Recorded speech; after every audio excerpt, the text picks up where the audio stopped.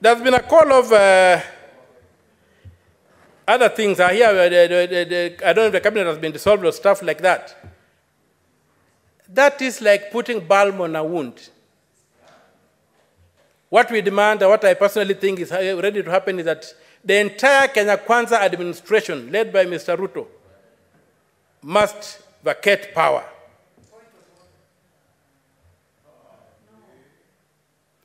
The call that Ruto must go is not an idle call. It's a call whose time has come. It's a call whose time has come.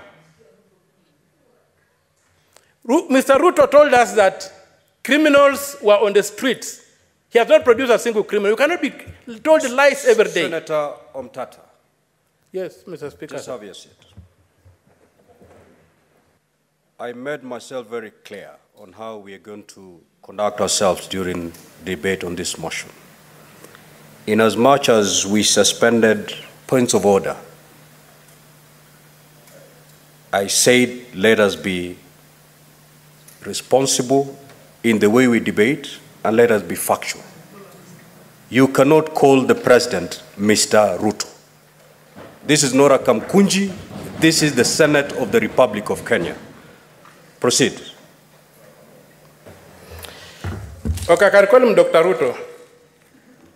And President Ruto. I'm finishing. Dr. Ruto, His Excellency the President. Proceed.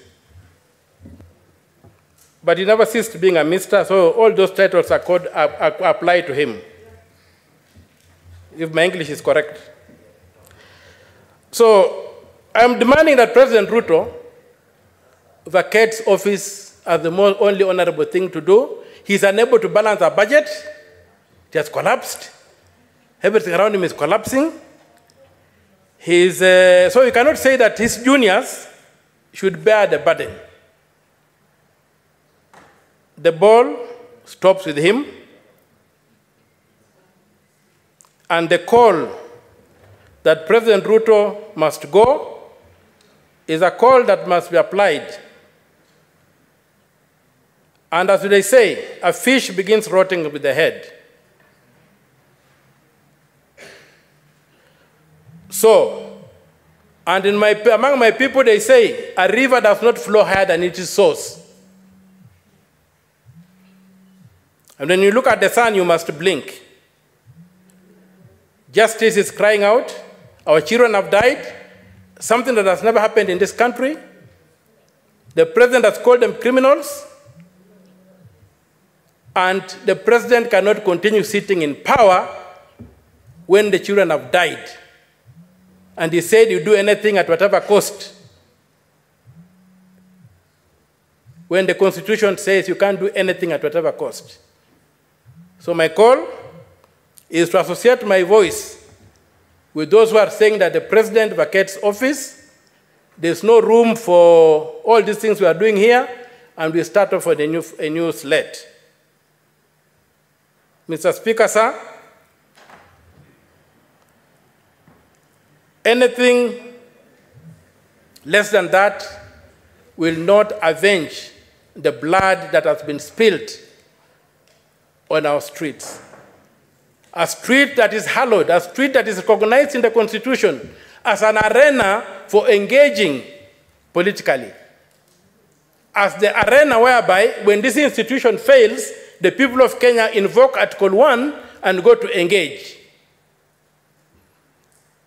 When you desecrate such a venue, you don't do anything. There's not even a call that these things should be investigated.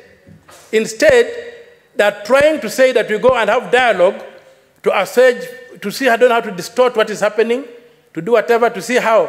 I just look at these people like prison guards who are fighting for who becomes the chief warden. Then they learn that there's a prison break. So they all forget about what they are fighting for. They say the first thing we must do is to ensure that this prison is not destroyed. Because their business is the prison. Their business is to keep the people in the prison. So they are now coalescing, forgetting about the fight they were having, who becomes the chief warden. Now they are saying the prison must be kept intact. We are not going to allow that. This country has moved. The government that has to govern this country must govern by law. And, Mr. Speaker, sir, I reiterate my words that if really the president values this country, he should do the honorable thing, fall on his sword. President Ruto, fall on your sword and retain, if you have to retain in order. And retain in. Well, 1 minute, you wind up your thoughts, Senator Omtatah. Just 1 minute. Mr. Speaker, thank you. What I was saying is that,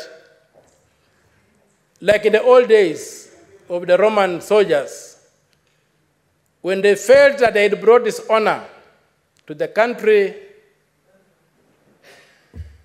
and they were even, the dishonor was so bad that they could not even let another person kill them, they fell on their swords and died. That's the only way they regained their honor. And the only way Ruto can regain in honor is for him to fall on his sword and let the Kenya Kwanza administration die, so that Kenya can have a new beginning. With those few remarks, Mr. Speaker, sir, I thank you.